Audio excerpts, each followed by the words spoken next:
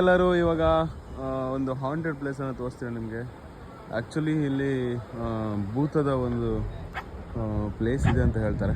So ನೀವು ಸ್ವಲ್ಪ guess ಮಾಡಿ ಈ ಪ್ಲೇಸ್ ಯಾವುದು ಅಂತ. ಇದು ಆ್ಯಕ್ಚುಲಿ ಗಂಗೊಳ್ಳಿಯಲ್ಲಿ ಬಂದರು. ಈ ಮರ ಇದೆಯಲ್ಲ, ಈ ಮರದಲ್ಲಿ ರಾತ್ರಿ ಹೊತ್ತಲ್ಲಿ ಒಂದು ಭೂತದ ಒಂದು ಸೌಂಡ್ ಕೇಳ್ತಿದೆ ಅಂತ ಒಂದು ಪ್ರತೀತಿ ಇದೆ. ಸೊ ಅದು ಯಾವ ರೀತಿ ಸೌಂಡು ಏನು ಅಂತ ನನಗೂ ಗೊತ್ತಿಲ್ಲ. ಒಂದಿನ ರಾತ್ರಿ ನನಗೆ ಬರಬೇಕಂತ ತುಂಬ ಒಂದು ಆಸಕ್ತಿ ಇದೆ. ಸೊ ನೋಡೋಣ, ಇವಾಗಲೂ ಕೂಡ ಇರ್ಬೋದು, ಯಾಕಂದರೆ ಅದು ಭೂತ ಯಾವತ್ತೂ ಕೂಡ ರಾತ್ರಿಯಲ್ಲಿ ಆ್ಯಕ್ಟಿವ್ ಆಗುತ್ತೆ ಅಂತ ಹೇಳ್ತಾರೆ.